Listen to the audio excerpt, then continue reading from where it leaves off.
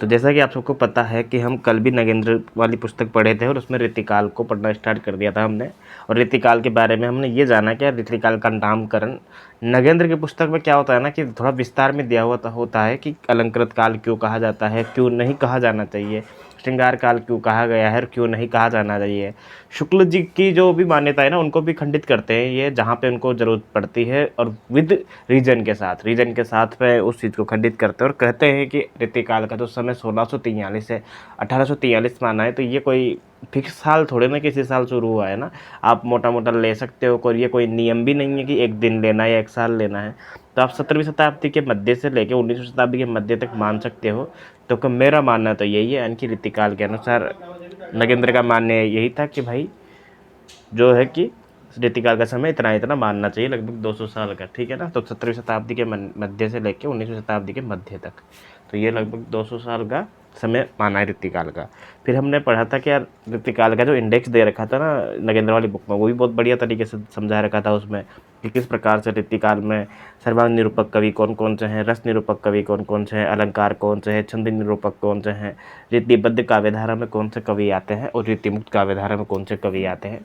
उनको पढ़कर हमने कुछ वो रचनाएं पढ़ी थी जो इस ऋतिकाल की में विस्तार से लिखी गई थी, जो ऋतिकाल की विशेषता है। जैसे कह सकते हैं कि मुक्तक रचनाओं की भरमार है ऋतिकाल में। तो मुक्तक रचनाओं की भरमार है, तो हमने सबसे पहले मुक्तक रचनाएं पढ़ी थी, प्रसिद्ध कवियों की भी और गौण कवियों की भी, ठीक है, जिसमें हमने चिंतामणि, मतीराम, भूषण, बिहारी, गोविंद सिंह, रसनिधि, जसवंत सिंह, मंडन, आलम, देव, ठीक है, सुरती मिश्र, याकूब खान, घनानंद, इन सब कवियों की बात की थी और बढ़िया चर्चा से बात की थी। इनकी रचना पढ़ी थी हमने। कुछ रचनाएं मुक्तक रचनाएं और पढ़नी थी हमको, और फिर कुछ वो रचनाएं पढ़नी थी जो इस काल में लिखी गई थी, क्योंकि मुक्तक तो लिखी गई थी, साथ में प्रबंध रचनाएं भी लिखी गई थी, और प्रबंध रचनाओं के साथ साथ में कुछ एक नाटक भी थे जो इसी काल में स्टार्ट हो गए थे। क्योंकि जब कोई भी काल स्टार्ट होता है तो वो ज़रूरी नहीं कि उसी काल सीमा, उसी समय सीमा के अंदर उस काल का जन्म हुआ हो, नहीं, उसकी जो कहीं ना कहीं जो बीज रोपण है ना वो पहले से स्टार्ट हो चुका था। और हमने इस विषय पे चर्चा की थी, कहीं ना कहीं भक्ति काल में जब भक्तिकालीन कवि थे उसके साइड में कुछ ऐसे कवि भी थे जो भक्ति काल और ऋतिकाल दोनों प्रकार की रचनाएं लिख रहे थे। फिर एक ऐसे कवि आ गए जो सिर्फ ऋतिकाल की रचनाएं करने लग गए, है ना। तो ये क्रम वाइज चलती रहती है चीज़ें। तो उसी प्रकार आगे आधुनिक काल में जिन चीज़ों को मतलब उगना था या जिन चीज़ों को फैलना था, वो चीज़ों की स्टार्टिंग या बीजारोपण कहीं ना कहीं नाटक की विधा जिसे हम कह सकते हैं वो ऋतिकाल में शुरुआत हो गई थी। तो कुछ और मुक्तक रचनाएं हम देखते हैं, पेज नंबर 269 है जो मेरे पास पुस्तक है नगेंद्र की। उसमें तो जैसे कि हमने भिखारी दास की रचनाएं देखी थी, जो कि आप सबको पता है, काव्य निर्णय, श्रृंगार निर्णय, रस सारांश, छंदार्णव, पिंगल, छंद प्रकाश, ठीक है ना। अब देखो क्या होता है ना कि जो नगेंद्र पुस्तक है, जो शुक्ल जी की पुस्तक है, ये मानक पुस्तकें हैं। कोशिश करता है एग्जामिनर भी कि इनके बाहर किसी भी प्रकार की गाइड को उठाए ना, क्योंकि गाइड में हो सकता है कि अगर इनकी 50 रचनाएं तो 50 ही दे रखी हो, पर हमको क्या मतलब 50 रचनाएं हमसे याद होगी भी नहीं, तो 2 दे रखी उनको याद कर लेते हैं। तो ये भिखारी दास ही को रचनाएं दे रखी है, हो सकता है ज़्यादा रचनाएं लिखी हो, पर हमको इतनी ही मिलती है एग्जाम में भी। सोमनाथ की रस पीयूष निधि आपको पता है, श्रृंगार विलास पता है, प्रेम 25 भी ध्यान रख लेना, ठीक है। इसके अलावा हम एक और कवि पढ़े अगर मान लो, तो वैसे तो कवि दे रखे हैं, कृष्ण कवि दे रखे हैं, भूपति दे रखे हैं, रघुनाथ दे रखे हैं, लेकिन दूल्हा की कवि कुलकंठाभरण बहुत बार पूछी गई है। और अन्य कवियों की तभी पूछी जाती है जब वो युग्म में दी गई हो, है ना। आपसे सीधा नहीं पूछेगा वो कि भाई चलो ये बताओ मुझे आज यार कि गोविंद विलास किसकी रचना है, नहीं, वो सिर्फ मुख्य कवियों की पूछेगा। गौण कवियों की रचना है वो युग्म में पूछता है, युग्म देकर, या फिर कोई ऐसा आसान तरीके में से पूछेगा या तो मिलान करवाएगा, ठीक है ना। तो ऐसे डायरेक्ट दिमाग पे भार नहीं डालना पड़ेगा हमको। दोहला की कवि कुलकंठाभरण है। गिरधर कवि राय के कुछ स्फुट छंद है, हमको पता है कि गिरधर कवि राय जो है वो कुंडलिया छंद लिखने में माहिर थे और नीति रचनाओं लिखने में भी माहिर थे ये। गुमान मिश्र की अलंकार दर्पण रचना दे रखी है इसमें। इसके अलावा ब्रजवासी दास दिए हुए हैं, बेरीसाल दिया हुआ है, शिवनाथ उजियारे कवि, जनराज, सेवादास, राम सिंह, ठीक है। राम सिंह के अलावा, राम सिंह की तो पूछी जाती है ना, आई थिंक अलंकार दर्पण पूछी जाती है, रस विनोद पूछी जाती है कभी कभी। तो राम सिंह से राम जी अपना चेहरा देखते हैं दर्पण में, तो अलंकार दर्पण, और रस विनोद देख लो, रस निवास भी है, तो रस निवास वैसे भी याद हो जाएगा कि राम का निवास, तो रस निवास, क्योंकि इस नाम की कोई हम रचना नहीं पढ़ते हैं। और रस शिरोमणि हो जाएगी कि राम जी जो है वो शिरोमणि है ना, सबसे ऊपर है एकदम। तो इसके अलावा हटी जी हो जाएंगे, हटी जी की रचना हो जाएगी। बोधा की हम सबको पता है इसे कि विरह वारिश और इश्क नामा बोधा की है, जबकि इश्क लीला, इश्क लता और विरह लीला ये दोनों रचनाएं घनानंद की है, ठीक है। दोनों में जिसमें ल आ रहा है उसमें घनानंद लाल हो जाएंगे अपने, ठीक है, घनानंद। उसके बाद हम पढ़ेंगे नंद किशोर, दशरथ, रसिक, गोविंद की रचनाएं दे रखी है। पद्माकर की बहुत महत्वपूर्ण रचनाएं, आपको पता है कि जगत विनोद, पद्माभरण, गंगा लहरी, प्रबोध पचासा, प्रताप सिंह विरुदावली बहुत महत्वपूर्ण रचना हो गई। कुछ स्फुट छंद है, कली 25 भी है। बहुत सारी रचनाएं हम पढ़ते हैं वैसे तो, पर ये महत्वपूर्ण रचनाएं दे रखी है। इनके बारे में हमने डिटेल में पहले पढ़ा हुआ है टेलीग्राम की क्लासेज पे, और आगे फिर से पढ़ेंगे जैसे जैसे नगेंद्र पढ़ेंगे। पदनेश की रचना दे रखी है। प्रताप शाही को हमने व्यंग्यार्थ कौमुदी बहुत बार पढ़ा है कि यार ये एक प्रकार से रस्व नायिका भेद का ग्रंथ है, नायिका भेद का, और कभी कभी ये श्रवण निरूपक के अंदर भी आ जाता है जहाँ तक ध्यान है, लेकिन नायिका भेद का मान के चलो आप। फिलहाल ज़्यादातर मोटा ऑप्शन जो होता है नायिका भेद का होता है, बाकी डिटेल में हम फिर से जानेंगे आगे। काव्य विलास पूछता है कभी कभी। इसके अलावा मुझे नहीं लगता कभी कोई रचना पूछता है। काव्य विनोद जैसे कि बात करूँ मैं, अगर काव्य विनोद, तो काव्य विनोद तो देव की भी रचना है ना, नहीं सुजान विनोद है देव की, सुजान विनोद रचना है देव की, तो याद रखना, कंफ्यूज मत हो जाना। सुजान विनोद जो है, क्योंकि सुजान विनोद में वी आ रहा है, द आ रहा है, तो द से देव याद करवाया था मैंने, ठीक है। और इसके अलावा तो बेनी बंदीजन हो गया, बेनी परवीन की नवरस तरंग, अभी कितनी बार पूछी गई है आपको भली बात याद है कि नवरस तरंग महत्वपूर्ण रचना है और बहुत बार पूछी जाती है, नवरस तरंग बेनी परवीन की। इसके अलावा कुछ और कवि हैं जैसे गिरधर दास, दीनदयाल गिरी, अमीर दास हो गए। ग्वाल कवि तो आपको पता है कि अंतिम कवि है और बहुत महत्वपूर्ण कवि भी हैं ये, तो इनकी रसरंग पूछी जाती है अधिकांश। रसिकानंद तो इनका उपनाम भी कहते हैं, तो ये रचना भी मिलती है। यमुना लहरी इसलिए पूछी जाती है क्योंकि जमुना लहरी जो है वो पद्माकर की महत्वपूर्ण है, और यमुना लहरी ग्वाल के कवि की इम्पोर्टेंट है, और अंतिम कवि इनको कहा जाता है, ये हमने पढ़ा हुआ है। इसके अलावा कुछ और कवि हैं जैसे दीनदयाल गिरी की अन्योक्ति कल्पद्रुम पूछी जाती है बहुत बार। चंद्रशेखर वाजपेयी की तो क्या पूछी जाती है, चंद्रशेखर की तो जैसे कि मान लो एक एक वो है ना, क्या बोलते हैं, चलो छोड़ो कुछ और ही है वो ऐसा है। तो चंद्रशेखर वाजपेयी की रचना दे रखी है। नवीन की दे रखी है, द्विजदेव दे रखी है। द्विजदेव वही है जिनको हम रीतिमुक्त कवियों में पढ़ते हैं, जैसे श्रृंगार लतिका, श्रृंगार बत्तीसी, श्रृंगार चालीसा, ये रचना हम कल पढ़ चुके हैं। कवि कल्पद्रुम के नाम से भी दे रखी थी ये रचना, ठीक है, पर ये गौण रचना है। इसके अलावा काव्य कल्पद्रुम हम पढ़ के आए थे। काव्य कल्पद्रुम जो है वो रचना किसकी है, सेनापति की, ये हम पढ़ चुके हैं ऑलरेडी, तो इसको याद रखना बहुत ज़्यादा महत्वपूर्ण है। कुछ प्रबंध रचनाएं दे रखी है नगेंद्र की पुस्तक में, जैसे चिंतामणि की रामायण, रामाश्वमेध और कृष्णचरित, क्योंकि जो प्रधान शैली रही है रीतिकाल की वो भले ही मुक्तक रही है, लेकिन कुछ प्रबंध रचनाएं भी रची गई है, जिसमें महत्वपूर्ण रचनाएं देखो तो देखो यहाँ पे देखो दे रखा है यहाँ पे गोविंद सिंह की चंडी चरित्र, ठीक है, ये गोविंद सिंह, गुरु गोविंद सिंह ही अपने, और मंडन की जानकी जी को ब्याह, और पुरंदर माया। पुरंदर माया मुझे नहीं लगता कभी पूछी गई है, लेकिन हो सकता है कभी पूछ ले तो थोड़ा सा ये लग सकता है कि हाँ यार ये रीतिकाल की कवि है क्या। तो मंडन एक महत्वपूर्ण कवि है क्योंकि इनकी जनक 25 बहुत बार पूछी जाती है। कुलपति मिश्र की द्रोण पर्व, लाल कवि की छत्र प्रकाश न पूछी जाए तो एग्जाम अधूरा रहता है। जैसे विष्णु विलास भी इनकी रचना हमने पढ़ी थी। सुरती मिश्र की हो जाएगी रचना है। श्रीधर की जंगनामा बहुत महत्वपूर्ण है, आपको पता भी है। इसके अलावा और कवि देखो अगर मैं, तो सोमनाथ की पंचाध्याय, सुजान विलास।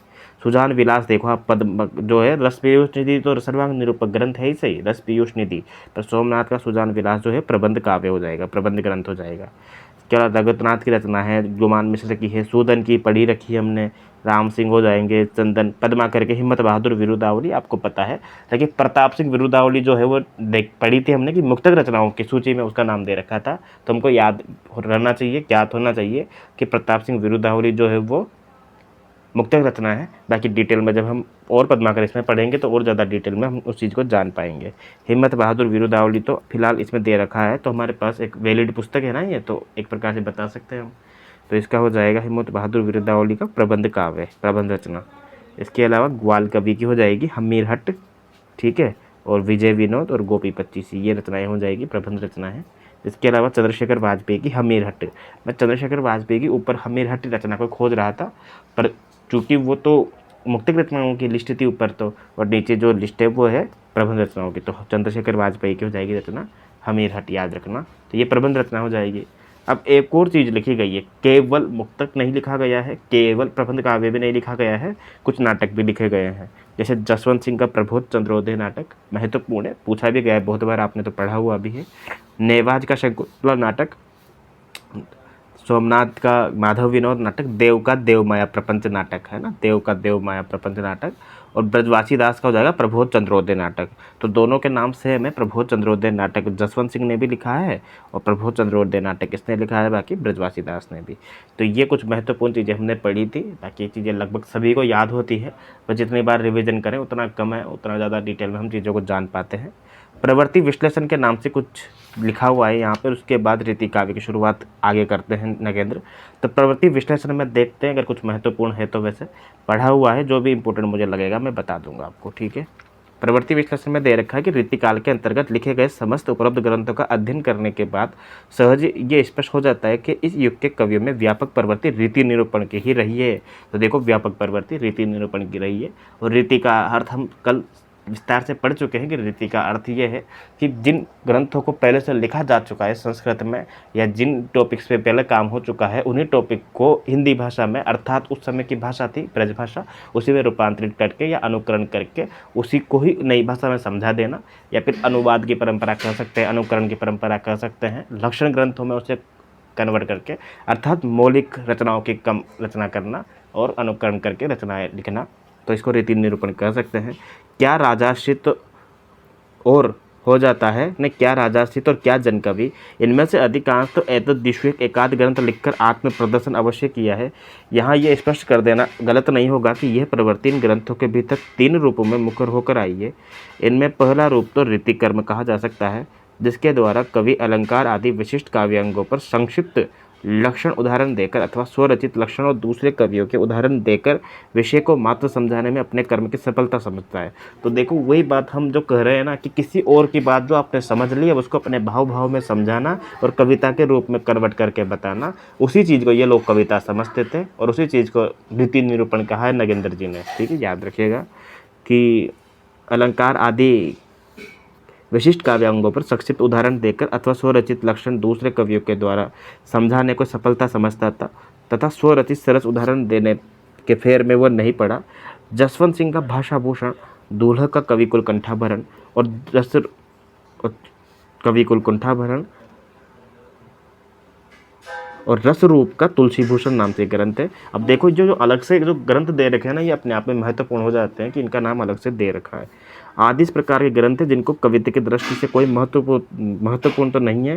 रीति निरूपण की प्रवृत्ति का दूसरा रूप विभिन्न काव्यांगों के लक्षणों और उनके अनुसार सरस उदाहरण की रचना में रहा है। चिंतामणि के कवि कुल कल्पतरु, रसविलास और श्रृंगार मंजरी, मतीराम के रसराज की बात भी कर रही हैं, ललित ललाम का नाम भी है और अलंकार पंचाशी का नाम भी है। भूषण का शिवराज भूषण की भी नाम दे रखा है यहाँ पे, और देव का भाव विलास, शब्द रसायन जिसे काव्य रसायन भी कहते हैं, रसविलास और गोप का रामचंद्र भूषण, रामचंद्राभरण आदि रचनाएं। और इसके बाद कुछ रचनाएं और दे रखी है कि भिखारी दास का काव्य निर्णय, रससारा श्रृंगार निर्णय, सेवादास का रघुनाथ अलंकार, पद्माकर का जगत विनोद और ग्वाल का रस रंग, रसिका नंद आदि ऐसे ग्रंथ हैं जिनमें लक्षणों के समान कवित्वपूर्ण उदाहरणों को भी महत्व दिया गया है। इस प्रकार के ग्रंथ संख्या में अधिक नहीं है, वर्णीय विषय की दृष्टि से पर्याप्त वैविध्यपूर्ण भी है। नायक नायक का भेद निरूपण, श्रृंगार रस की सामग्री, विभाव अनुभव संचारी तथा उनके संयोग वियोग भेदों और उनके आंगोपांग अतिरिक्त इतर काव्यांगों के विवेचन में जहाँ श्रृंगारिक रचनाएं अत्यंत आग्रह के साथ प्रस्तुत की गई है, वहाँ रौद्र और वीर रसों तथा अलंकारों संबंधित उदाहरणों में राज प्रशस्ति परक, वीर रसात्मक एवं भक्ति और शांत रसों तथा अलंकार आदि के विवेचन प्रसंगों में उद्धृत भक्ति विषयक रचनाएं भी मनोयोग पूर्वक सन्निविष्ट की गई है। इनके अतिरिक्त हास्य, करुण, विभक्त रसों तथा नीति और प्रकृति वर्णन संबंधी रचनाएं भी इन ग्रंथों में देखने को मिल जाती है। तीसरे रूप के अंतर्गत आने वाले ग्रंथ प्राय प्रथम रूप के सर्वथा विपरीत कहे जा सकते हैं। इनमें काव्य रचना ही इनके रचयिताओं का मुख्य उद्देश्य रहा है और काव्यशास्त्र का ज्ञान रखते हुए ये कवि लक्षणों के फेर में नहीं पड़े हैं। बहुत बढ़िया। इसके अलावा इन ग्रंथों में संग्रही रचनाओं पर काव्यशास्त्र की छाप स्पष्ट जरूर देखी जा सकती है। कुछ लोगों ने तो दूसरे ग्रंथों में विभिन्न काव्यांगों के लिए उद्धृत छंदों को भी इसमें संकलित कर दिया है, जैसे बिहारी, मतीराम, चंदन, भूपति आदि के साथ यहाँ हटी जी की श्री राधा सुधा शतक, पदनेश का स्पुष्ट छंद और ग्वाल कवि का कवि हृदय विनोद। तो ये ग्वाल कवि का कवि हृदय विनोद याद रखना बहुत महत्वपूर्ण ग्रंथ है, इस कोटि में आते हैं। इस ग्रंथ में यद्यपि पूर्वोक्त विषयों की रचनाएं भी संकलित है, तथापि इस मूल विषय श्रृंगारी है। इस प्रकार कवित्व की दृष्टि से इन ग्रंथों में सर्वाधिक श्रृंगार रस व्यापक विषय रहा है, इनकी श्रृंगार व्यापक विषय रहा है। वीर रस और भक्ति परिमाण की दृष्टि से। इसके बाद आते हैं नीति, प्रकृति आदि से प्रबुद्ध संबंध रचना है, अपने आप में अपेक्षाकृत बहुत कम है। कुछ मोटा मोटा दे रखा है इसमें से, और अंत में दे रखा है कि रीति निरूपण के लिए रचित होने के कारण रीति मूलतः रीति परक अथवा रीतिबद्ध ही है, अधिकांश रचनाएं हैं। और जहाँ तक इस काल में लिखे गए इतर ग्रंथों का प्रश्न है, जो इस काल में इतर यानी कि जो रीति परंपरा का निरूपण करते हैं उसे इतर, वह सभी व्यापक प्रवृत्ति में सर्वथा असंप्रक्त और स्वतंत्र कहे जा सकते हैं। इन ग्रंथों के काव्य विषय यद्यपि पूर्वोक्त ग्रंथों के वर्ण्य विषयों की भांति मुख्य रूप से श्रृंगार, वीर रस, भक्ति और नीति संबंधित है। कुछ इसमें नीचे दे रखा है मोटी मोटी लाइन इंपॉर्टेंट कि दूसरे इन शब्दों में इन रचनाओं में भारतीय काव्यशास्त्र में बताए गए श्रृंगार रस विषयक सिद्धांतों का नितांत बहिष्कार हुआ है। इधर उनके रचयिताओं की रीति कवियों की शास्त्रीय दृष्टि के विरोधी थे। लोगन कवित की वो खेल करी जानो है, ये उक्ति ठाकुर के कविता से स्पष्ट ध्वनित होता है कि इस प्रकार का व्यवहार और सिद्धांत दोनों में विद्रोह का स्वर रहने के कारण इन रचनाओं में मूल में रीति मुक्तता की प्रवृत्ति कही जा सकती है। इस प्रवृत्ति की परिचायक रचनाओं में घनानंद, आलम, बोधा ठाकुर आदि कवियों द्वारा रचित श्रृंगारी मुक्तकों को विशेष रूप से ध्यान रखा जाता है।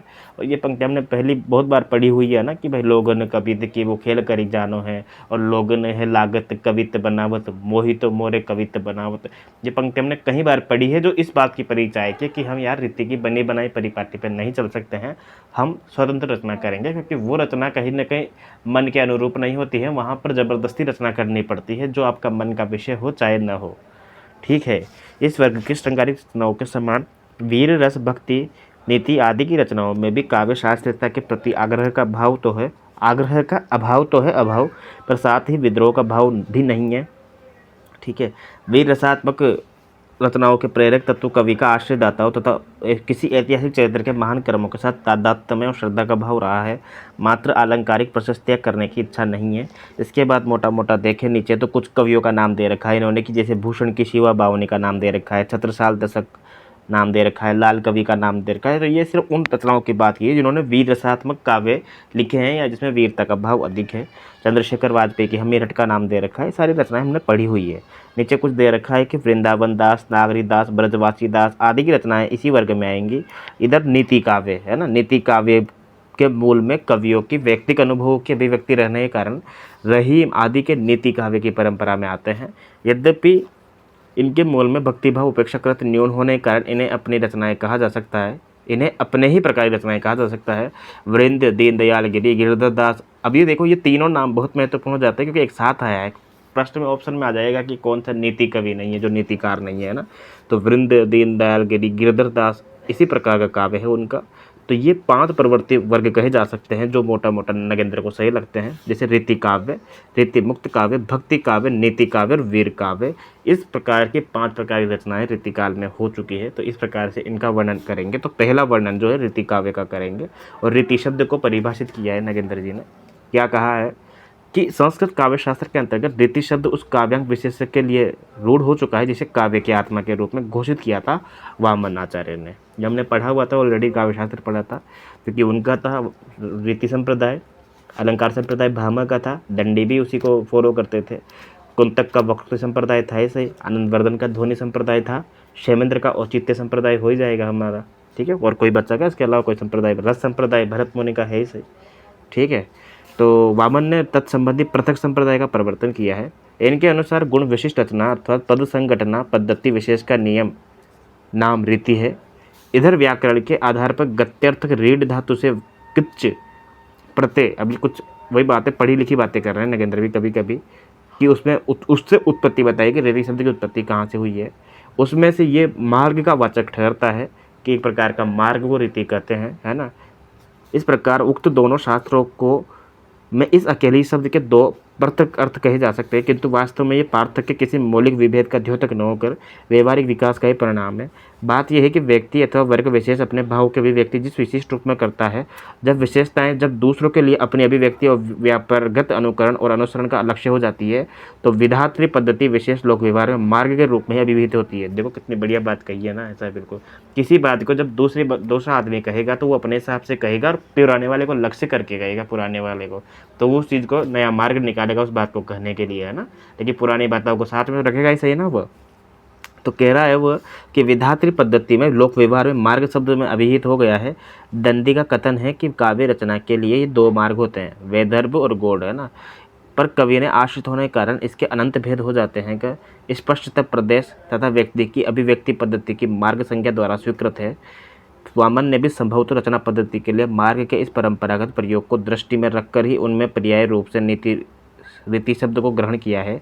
कारण दंडी ने जिन दो मार्गों और उनके नियामक 10 गुणों का उल्लेख किया है वे वामन ने ही ग्रहण कर रखे थे। आगे परवर्ती आचार्यों ने भोज ने तो स्पष्ट रूप से रीति की उपयुक्त व्युत्पत्ति दर्शाते हुए इस मार्ग का ही पर्याय माना है।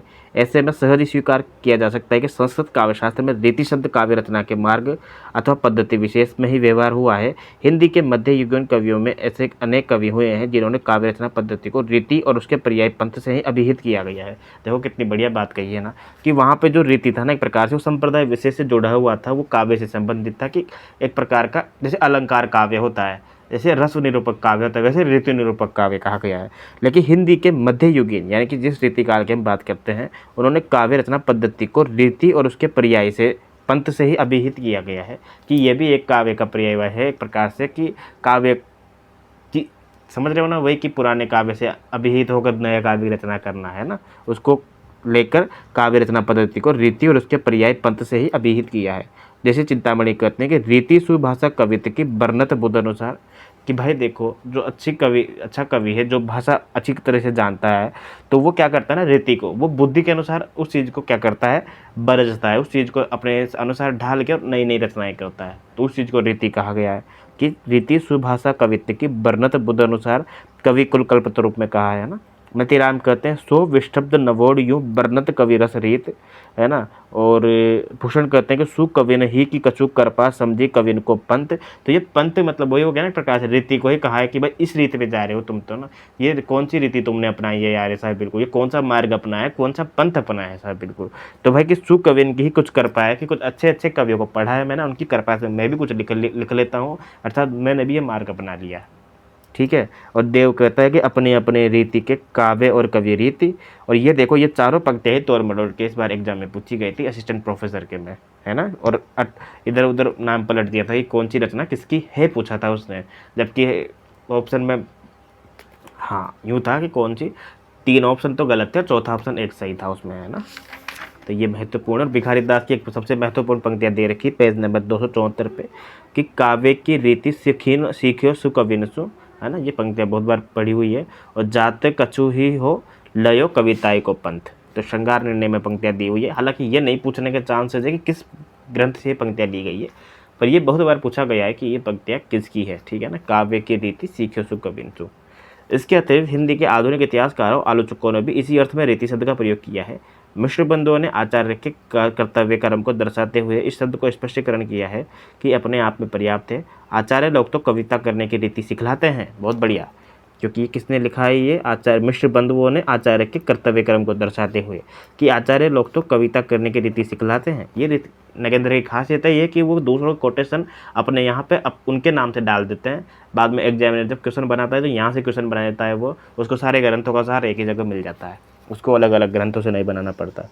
तो मिश्र बंधुओं ने कहा है कि आचार्य लोग तो कविता करने की रीति सिखलाते हैं। मानव संसार से ये कहते हैं कि अमुकामुक विषयों के वर्णनों में अमुक प्रकार के कथन उपयोगी हैं और अमुक प्रकार के अनुपयोगी है। अब मुझे क्यों ऐसा फील हो रहा है कि ये क्वेश्चन मैंने पढ़ा हुआ है पहले, ये असिस्टेंट प्रोफेसर में आया हुआ क्वेश्चन है, ये बताओ हैं, ये बताओ। मुझे तो ऐसा लगता है कि मैंने कहीं पढ़ा हुआ है। ये देखो अब साफ साफ यहाँ लिखा हुआ है, नहीं लिखा हुआ है ये कि मिश्र बंधुओं ने लिखा हुआ है। अब जबकि हमको अलग अलग ग्रंथ पढ़ने की आवश्यकता है ही नहीं, हम जब नगेंद्र पढ़ लेंगे, शुक्ल जी हम पढ़ ही रखा है हमने, तो फिर हमारा काम चल रहा है, नहीं चल रहा। और वैसे भी देखो हर एक कथन वही महत्वपूर्ण होता है जिसमें कुछ ना कुछ ऐसी शब्दावली आ जाती है जो हमको उस कवि से जोड़ने के लिए कहीं ना कहीं मतलब ट्रिक बन जाती है। जैसे अमुकामुक में म आ रहा है 2 बार और मिश्र बंधु में तो म आ रहा है, तो वो एक ट्रिक बन जाएगी कि अमुकामुक विषयों के वर्णन में अमुक प्रकार के, है ना। अमुकामुक मतलब हो गया ना जिसको हम कह सकते हैं, जिनको कह सकते हैं, नहीं कह सकते हैं, सभी प्रकार के विषय, है ना।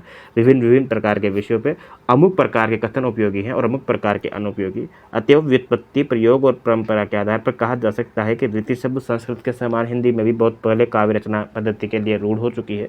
रीति शब्द को इसी रूढ़ अर्थ में ग्रहण करने के लिए कह सकते हैं कि रीति काव्य है। जिसकी रचना विशिष्ट पद्धति अथवा नियमों को दृष्टि में रखकर की गई है। हिंदी भाषा साहित्य के उत्तर मध्य काल में अनेक कवियों ने संस्कृत काव्यशास्त्र के नियमों की बंधी बंधाई परिपाटी पर अपने काव्य की रचना की है, इसलिए आज उन्हें रीति कवि और उनके काव्य को रीति काव्य संज्ञा से अभिहित किया गया है। तो देखो अंतिम पंक्ति कितनी बढ़िया है कि हिंदी भाषा साहित्य के उत्तर मध्य काल में अनेक कवियों ने संस्कृत काव्यशास्त्र के नियमों की बंधी बंधाई परिपाटी पे। अब देखो इतना कुछ पढ़ा हमने सब कुछ, लेकिन सारी इस लाइन में है ना एक प्रकार से, जो हम बहुत पहले डिस्कस कर चुके हैं और हर बार डिस्कस किया है कि बंधी बंधाई परिपाटी पर अपने काव्य रचना की है, इसलिए आज उन्हें रीति कवि या रीति काव्य संज्ञा से अभिहित किया है। शास्त्रीय और साहित्यिक पृष्ठाधार कुछ नाम से कुछ एक टॉपिक दे रखा है, उसमें क्या कहते हैं, कुछ महत्वपूर्ण होगा तो पढ़ेंगे अथवा आगे चलेंगे। कि कोई भी साहित्यिक प्रवृत्ति अचानक जन्म लेकर पुष्ट नहीं हो जाती है, इसके लिए अनुकूल परिस्थिति और पुष्ट परंपरा का होना अनिवार्य है।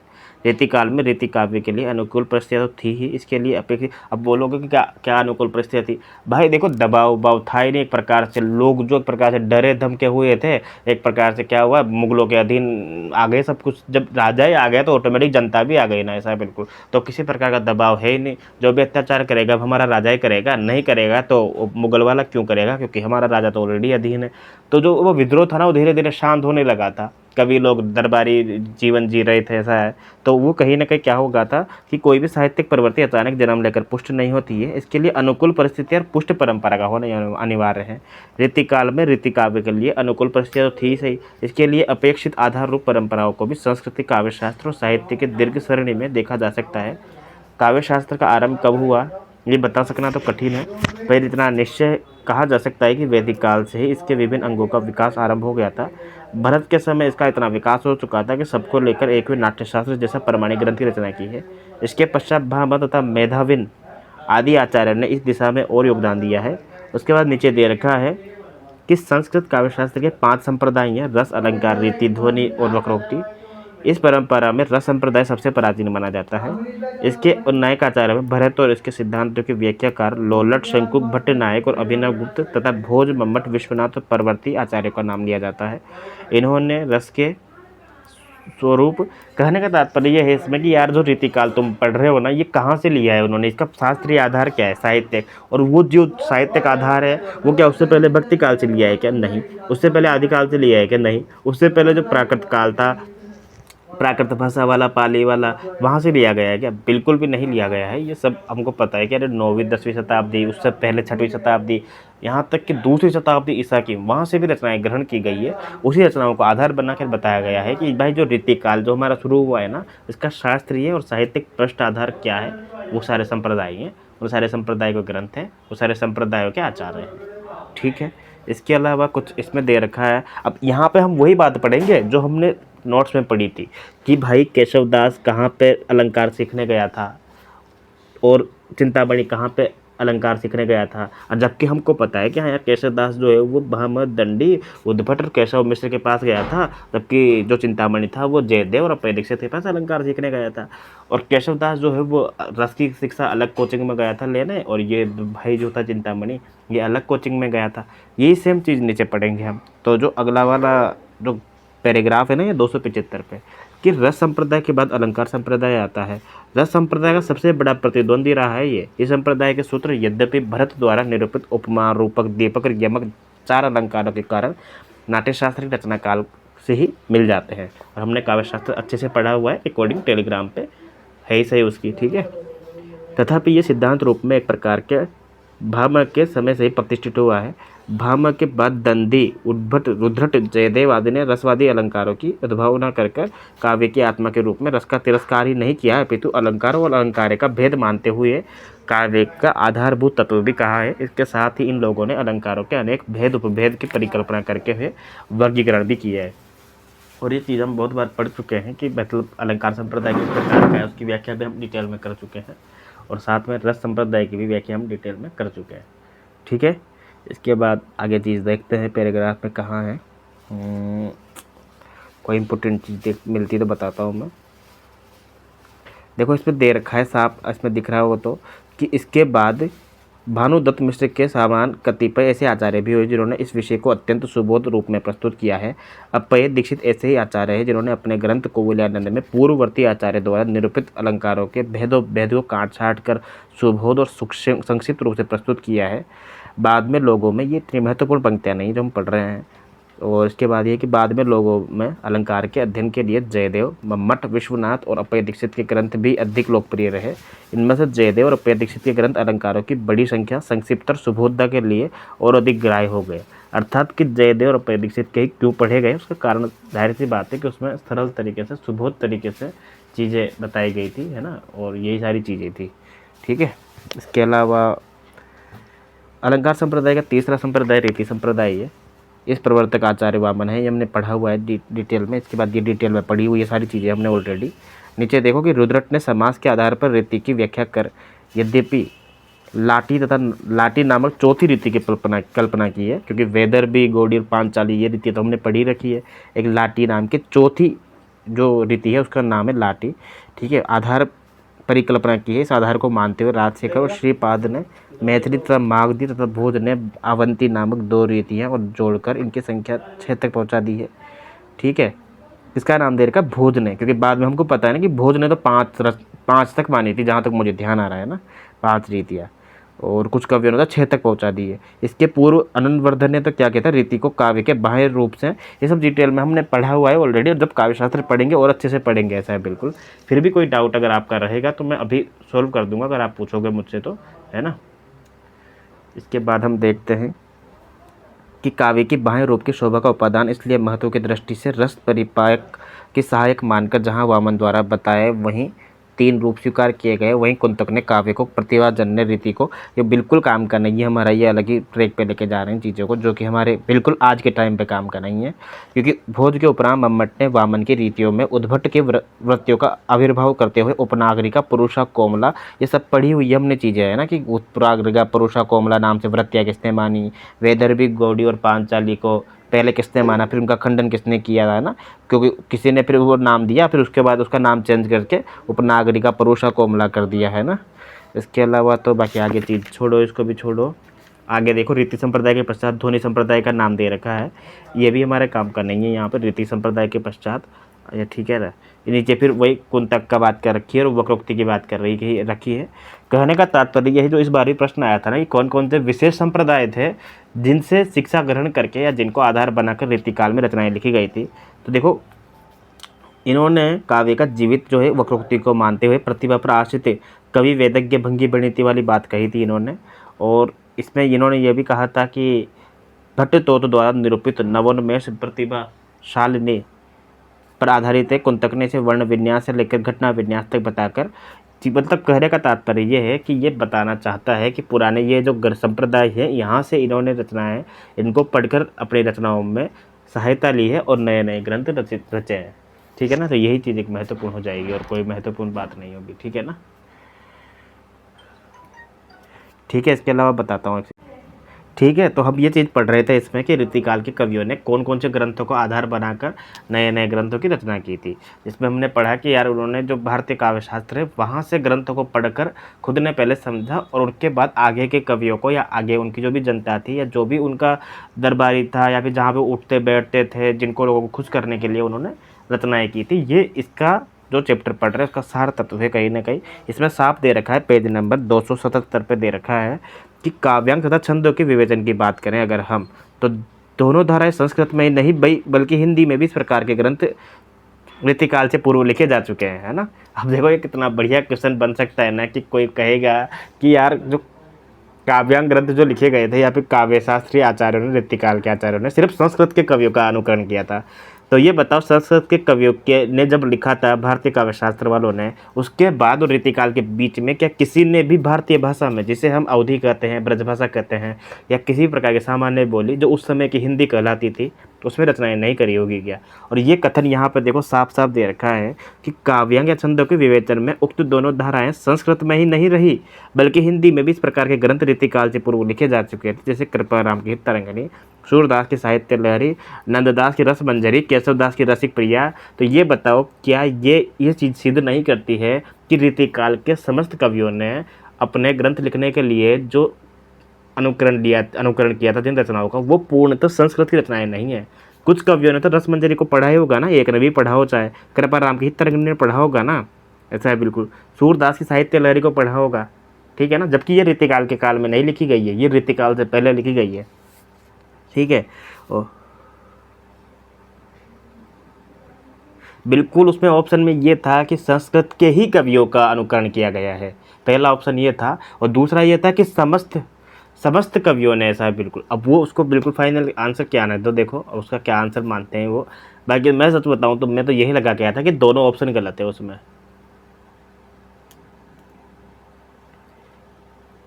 बिल्कुल। यस यस यस, इस चीज़ में थोड़ा सा डिस्कस करते हैं, पक्का 5 मिनट बाद डिस्कस करते हैं, एक बार 5-7 मिनट बाद, क्योंकि क्या है ना इधर दूसरी रिकॉर्डिंग भी चल रही है ना मेरी, तो उसमें फिर क्या है ना आपकी आवाज़ सुनाई नहीं देगी उस वाली रिकॉर्डिंग में, ऐसा है। तो वो क्या है, उस रिकॉर्डिंग को मैं एडिट करके फिर यूट्यूब पर डालूंगा, ऐसा है। तो 5 मिनट बाद करते हैं ये टॉपिक ख़त्म करके। तो ये अच्छा क्वेश्चन था। इसके अलावा हम पढ़ेंगे कि सूरदास की साहित्य लहरी, नंददास की रसमंजरी, केशवदास की रसिक प्रिया, कवि प्रिया, चंद्रमाला, रामचंद्रिका, रहीम का बरवे नायिका बोध, नगर शोभा, सेनापति के काव्य कल्पद्रुम और सुंदरदास के सुंदर श्रृंगार आदि को हिंदी रीति ग्रंथों की परंपरा की पहली कड़ी माना जा सकता है। परंतु हो सकता है कि आरपीसी डिलीट न करे, क्योंकि ये गौण मात्रा में ग्रंथ रहे हैं, क्योंकि जो मुख्य आधार बनाया था रीतिकाल के कवियों ने अपने ग्रंथों को बनाने का, वो तो भारतीय काव्य शास्त्र के संस्कृत के आचार्य कोई ग्रंथ है। पर अब देखते हैं कि रीट लगाया जाए तो हो सकता है डिलीट हो जाए, और हो सकता है कि आरपीसी कुछ और सही माने, तो इस चीज़ पे तो विवाद रहेगा ही सही, देखते हैं क्या होता है। बाकी नीचे कुछ एक लाइन लिखी हुई है कि इसलिए संस्कृत, उसके जस्ट बाद लिखा हुआ है कि इन ग्रंथों का उद्देश्य किसी सिद्धांत का प्रतिपादन न होकर काव्यशास्त्र की जिज्ञासाओं के लिए हिंदी में सरस और सुबोध रूप से विशिष्ट काव्यांगों का विवेचन प्रस्तुत करना मात्र था। इसलिए संस्कृत के उक्त लक्षणों के आधार पर विवेचन करना इनके रचयिताओं ने श्रेयस्कर समझा। मौलिकता प्रदर्शित करने की उनमें प्रतिभा थी और न उनके अपेक्षा ही थी। यही कारण है कि संस्कृत के परवर्ती आचार्यों के समान इस दिशा में इन लोगों का कोई मौलिक योगदान नहीं रहा है। देखो बढ़िया है ना, कि यही कारण है कि संस्कृत के परवर्ती आचार्यों के समान इस दिशा में इन लोगों का कोई मौलिक योगदान नहीं रहा है ना, यानी कि संस्कृत के आचार्य से सीखकर जिन्होंने बाद में लिखा और रीतिकाल कवियों ने लिखा, मौलिक योगदान दोनों का ही नहीं रहा। रीतिकालीन कवियों के समक्ष भी हिंदी के पूर्ववर्ती कवियों के समान काव्यांगों का सुबोध ज्ञान प्राप्त करने योग्य ग्रंथों को उपलब्ध कराने का लक्ष्य था। अतः उन्होंने रीति निरूपण के लिए ध्वनि परवर्ती आचार्यों में उन्हीं को अपना आधार बनाया जिनके ग्रंथ सुबोध और विवेचन की दृष्टि से व्यवस्थित थे। जैसे श्रृंगार और रस नायिका भेद के लिए भानुदत्त की रसमंजरी को देखो, है ना, तथा रस सामग्री रस के भेद और भेद के लिए रस तरंगणी और अलंकारों के लिए जयदेव के चंद्रालोक और अप्पय दीक्षित की कोल्यानंद को आधार बनाया। ये सारी चीज़ें हम नोट्स में पढ़ चुके हैं, ठीक है ना। तो मतलब जिन्होंने नहीं पढ़ा या नहीं सुना वो रीतिकाल के नोट्स हमारे सुन सकता है, क्योंकि वो टेलीग्राम पे पढ़े हुए हैं, एकदम बढ़िया आवाज़ में है, शॉर्ट में भी। और इसके अलावा नीचे छंद निरूपक ग्रंथ दे रखे हैं कि भाई इन्होंने जैसे अलंकार पढ़ने के लिए तो जयदेव के पास गए, अप्पय दीक्षित के पास गए, रस के लिए कहाँ पे गए थे वो हमने पढ़ी लिया, भानुदत्त के पास। कुछ रचनाएं दे रखी है नीचे इन्होंने कि भाई मम्मट के काव्य प्रकाश तथा विश्वनाथ के साहित्य दर्पण का भी आश्रय लिया था। छंद विवेचन के लिए छंद निरूपक कवि भट्ट केदार की व्रत रत्नाकर, है ना, तो ये इंपॉर्टेंट ग्रंथ हो जाएगा। गंगादास की छंदो मंजरी, प्रांकृत पेगलम के भी ऋणी रहे हैं। इसके आगे संभवतः किसी ने न जाने का प्रयत्न नहीं किया है कि जिनकी इच्छा हुई थी उन्होंने अधिक से अधिक केशव की कवि प्रिया के आधार पर लक्षण ग्रंथों की रचनाएं की है। ऐसे ग्रंथों के आधार पर यह धारणा बना लेना अपने आप में भ्रामक होगा कि इनकी रचनाएं ध्वनि पूर्ववर्ती आदि आचार्यों के सीधे रूप में ऋणी रहे हैं। ये बात तो रही काव्य शास्त्रीय पृष्ठाधार की। इसी काव्य की साहित्य पृष्ठभूमि भी कम पुष्ट नहीं कही जा सकती है। ये कवि जिस परंपरा का अनुसरण करते हैं वह भी